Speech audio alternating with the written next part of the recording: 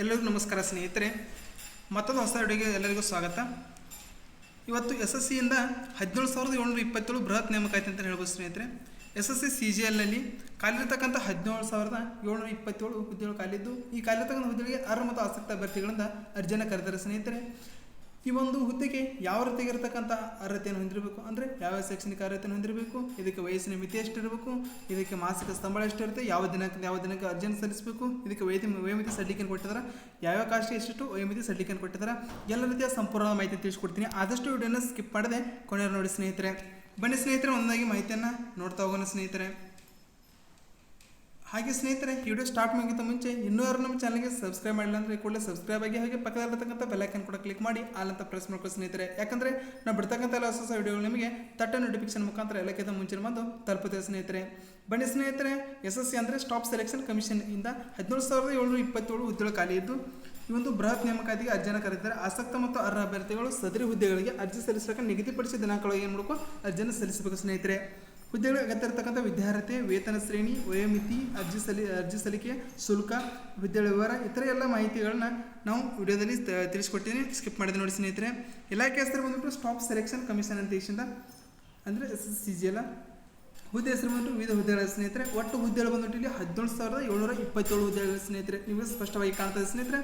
ಇದು ಅರ್ಜಿಯನ್ನು ಸಲ್ಲಿಸಬೇಕಂತ ಬಗ್ಗೆ ಬಂದ್ಬಿಟ್ಟು ಇದು ಆನ್ಲೈನ್ ಮುಖಾಂತರ ಅರ್ಜಿಯನ್ನು ಸಲ್ಲಿಸ್ತಕ್ಕಂಥ ಒಂದು ವಿಧಾನ ಆಗಿದೆ ಸ್ನೇಹಿತರೆ. ಹಾಗೆ ಸ್ನೇಹಿತರೆ, ಇದಕ್ಕೆ ಹುದ್ದೆಗಳನ್ನ ಒಂದೊಂದಾಗಿ ವಿವರಗಳು ನೋಡ್ತಾ ಹೋಗೋಣ.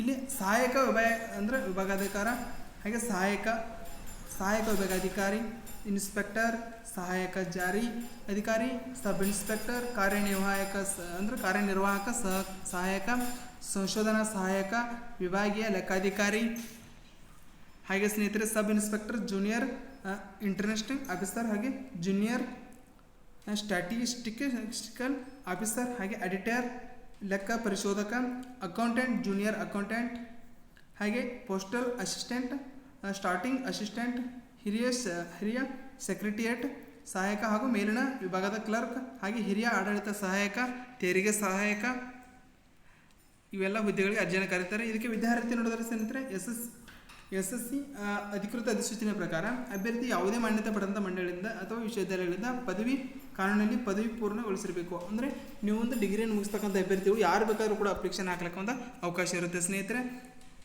ಅಂದರೆ ನೀವು ಏನಾದರೂ ಡಿಗ್ರಿ ಮುಗಿಸಿ ಖಾಲಿ ಕೊಡ್ತಕ್ಕಂಥ ಅಭ್ಯರ್ಥಿಗಳಿಗೆ ಇದೊಂದು ಸುವರ್ಣ ಅವಕಾಶ ಅಂತ ಹೇಳ್ಬೋದು.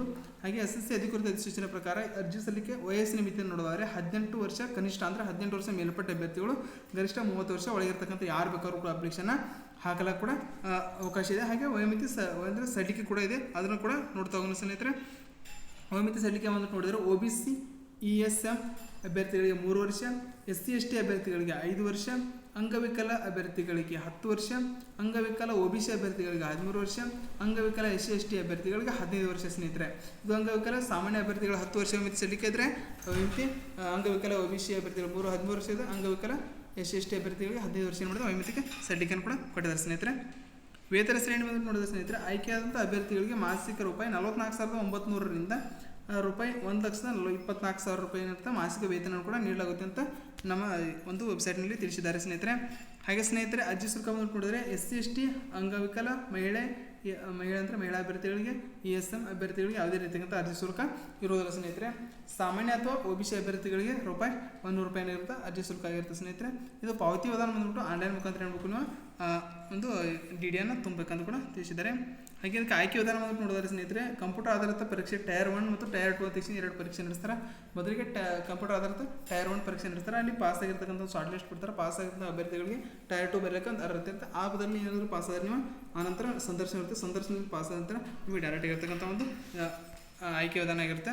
ಹಾಗೆ ಸ್ನೇಹಿತರೆ, ಪ್ರಮುಖ ದಿನಾಂಕ ಬಂದ್ಬಿಟ್ಟು ನೋಡಿದ್ರೆ ಅರ್ಜಿ ಸಲ್ಲಿಸಲಿಕ್ಕೆ ಪ್ರಾರಂಭ ದಿನಾಂಕ ಬಂದ್ಬಿಟ್ಟು 24 ಜೂನ್ 2024 ಈಗಾಗಲೇ ಸ್ಟಾರ್ಟ್ ಆಗಿದೆ. ಅರ್ಜಿ ಸಲ್ಲಿಸಲಿಕ್ಕೆ ಕೊನೆಯ ದಿನಾಂಕ ಬಂದ್ಬಿಟ್ಟು 24 ಜುಲೈ 2024 ಕೊನೆಯ ದಿನಾಂಕ ಆಗಿರುತ್ತೆ ಕೂಡ. ಅಂದರೆ 26 ಜುಲೈ 2024 ನೀವು ಅರ್ಜಿ ಶುಲ್ಕ ಕೂಡ ಪಾವತಿಸಲಿಕ್ಕೆ ಕೊನೆಯ ದಿನಾಂಕ ಆಗಿರುತ್ತೆ ಸ್ನೇಹಿತರೆ. ಈ ಒಂದು ಮಾಹಿತಿ ಇಷ್ಟವಾದಲ್ಲಿ ಲೈಕ್ ಮಾಡಿ, ನಿಮ್ಮ ಸ್ನೇಹಿತರು ಕೂಡ ಶೇರ್ ಮಾಡಿ. ಏನಾದರೂ ತಪ್ಪು ತಿಳಿದಿದ್ದರೆ ಕಾಮೆಂಟ್ ಮುಖಾಂತರ ತಿಳಿಸಿ. ಮತ್ತೆ ಸಿಗೋಣ ಮತ್ತೊಂದು ವಿಡಿಯೋದೊಂದಿಗೆ. ಧನ್ಯವಾದಗಳು ಸ್ನೇಹಿತರೆ.